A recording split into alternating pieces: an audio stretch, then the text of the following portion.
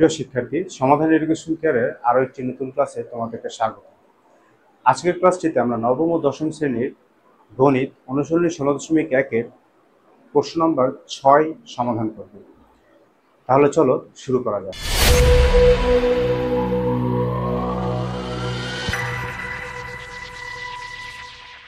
প্রথমেই আমরা আমাদের প্রশ্নটি একটু দেখে নেব।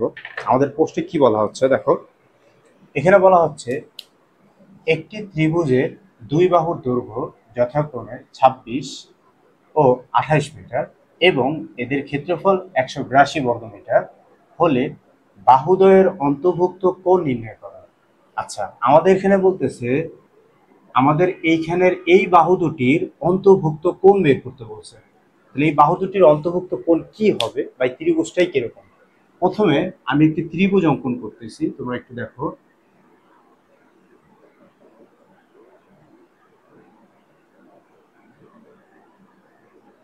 এখানে আমি একটি ত্রিভুজ অঙ্কন করলাম।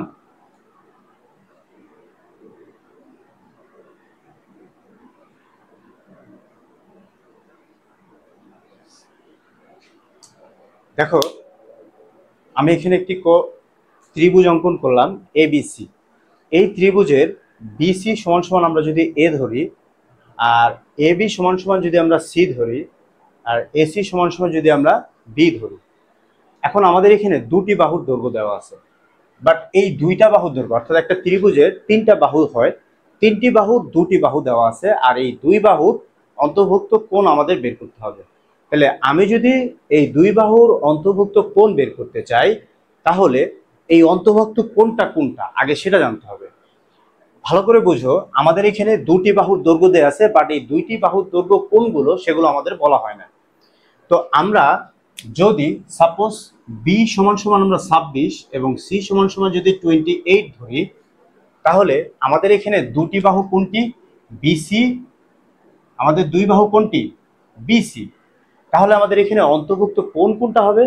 দেখো, অন্তর্ভুক্ত কোণ হবে আমাদের এই দুই বাহুর অন্তর্ভুক্ত কোণ হচ্ছে এই এ কোণ। আশা করি তোমরা বুঝতে পারছো। আবার আমি যদি এখানে বিটা 26 মিটার না ধরে আমি যদি এ সমান সমান 26 মিটার ধরি, সেক্ষেত্রে আমাদের এখানে দুই বাহু কোনটা কোনটা আছে? সি আর এ। তাহলে এটার অন্তর্ভুক্ত কোণ হবে কি? এইটা। আশা করি তোমরা বুঝতে পারছো। অর্থাৎ আমাদের এখানে যে কোনো দুইটি বাহু আমরা ধরতে পারবো, তবে যেটা ধরবো এই দুই বাহুর মধ্যে, অর্থাৎ দুইটি বাহু যেখানে সংযোগ হয়েছে সেখানে একটি কোণ উৎপন্ন হয়। এখন আবার এই বাহুটা হচ্ছে আমাদের কত? 26, এই বাহুটা 28। তাহলে এই অন্তর্ভুক্ত কোণটা আমাদের বের করতে হবে। আবার যদি আমাদের ত্রিভুজটা এভাবে অঙ্কিত হয়, তাহলে এইটার মান 26 আর এইটার মান হচ্ছে 28। তাহলে আমাদের এই অন্তর্ভুক্ত কোণটা বের করতে হবে। দুইটি বাহু যেখানে সংযোগ হয় সেখানে হচ্ছে কি সৃষ্টি হয়? অন্তর্ভুক্ত কোণ। তাহলে আমরা এখানে সি আর বি সমান আমরা হচ্ছে ধরবো কি? মান। আর আমরা বের করব কি? অন্তর্ভুক্ত কোণ এ। তো আমরা জানি দুইটি বাহু দৈর্ঘ্য দেওয়া আছে এবং অন্তর্ভুক্ত কোণ দেওয়া আছে। তাহলে ক্ষেত্রফল নির্ণয়ের সূত্র কি? হাফ ইন্টু বিসি সাইন এ। আবার যদি আমি এখানে হাফ ইন্টু সি এ লিখি, তাহলে হবে সাইন বি। তো আমরা কিন্তু এখানে আগেই বলছি আমরা এখানে বি আর সির মানটা ধরে নিব। ঠিক আছে, তাহলে আমি অঙ্কটা শুরু করতেছি। প্রথমে আমরা লিখব, মনে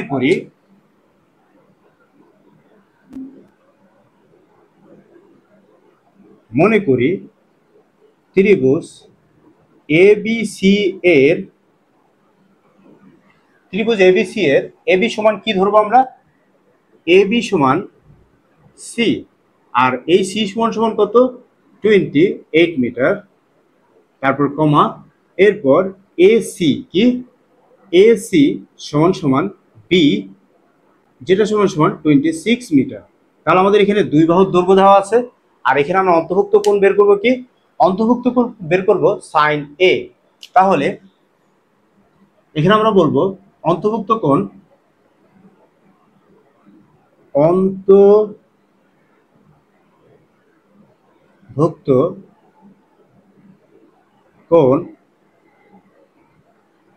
বি এ সি, এই হচ্ছে আমাদের কথা। এখন ওদের কথা অনুযায়ী আমাদের যেহেতু এখানে দেওয়া আছে, কি দেওয়া আছে, দেওয়া আছে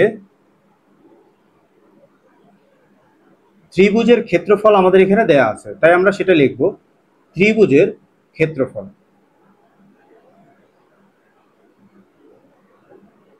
ক্ষেত্রফল সমান সমান 182 বর্গ মিটার। আর আমরা কি জানি,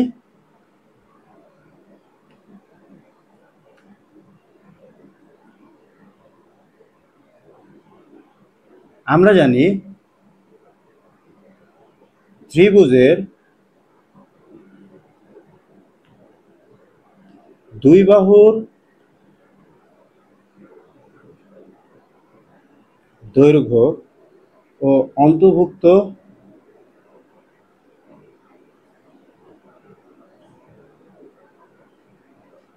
কোণ থাকলে ক্ষেত্রফল কি হবে,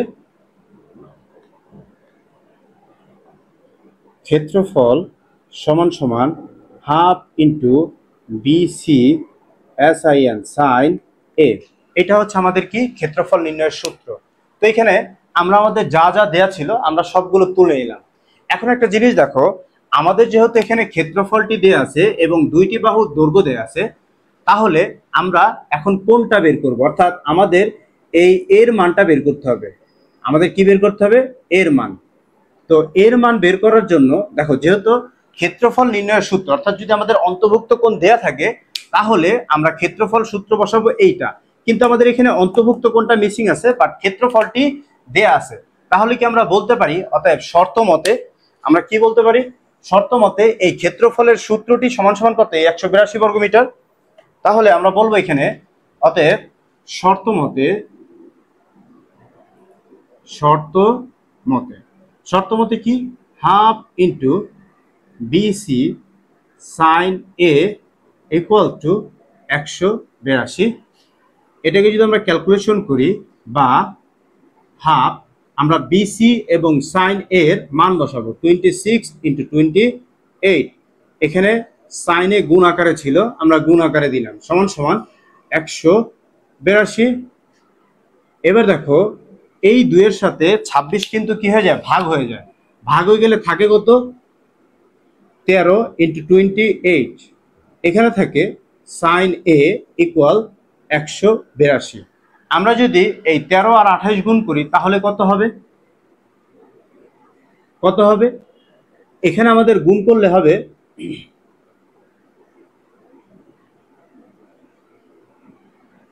364। আমরা এখানে কত লিখবো, 364 সাইন এ ইকুয়ালস টু 182। এই 364 যদি আমরা এই পাশে পাঠাই দেই, তাহলে সাইনের সাথে যেহেতু গুণ আছে, তাহলে ওখানে গেলে কি হবে, ভাগ। 182 ডিভাইড বাই 364। 182 দিয়ে যদি আমরা এটাকে ভাগ করি তাহলে আমাদের আসবে কি, সাইন ইজ ইকুয়াল টু 1/2।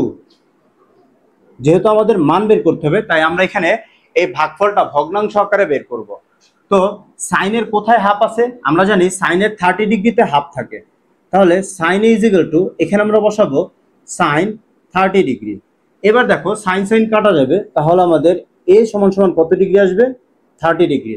এই হচ্ছে আমাদের অন্তর্ভুক্ত কোণ। তাহলে আমরা বলতে পারি অতএব অন্তর্ভুক্ত কোণ, অন্তর্ভুক্ত কোণ এ ইকুয়ালস টু কত ডিগ্রি, 30 ডিগ্রি। এই ছিল আমাদের উত্তর। আশা করি তোমরা বুঝতে পারছো। যাদের আজকের ক্লাসটি ভালো লেগেছে তারা অবশ্যই লাইক করো, কমেন্ট করো ও বন্ধুদের সাথে শেয়ার করো। যারা পরবর্তীতে আমাদের এই চ্যানেলে আরো নতুন নতুন ভিডিও পেতে চাও তারা সাবস্ক্রাইব করে আমাদের সাথেই থাকো। দেখা হচ্ছে তোমাদের সাথে আগামী ক্লাসে, সেই পর্যন্ত তোমাদের জন্য রইল শুভকামনা। খোদা হাফেজ।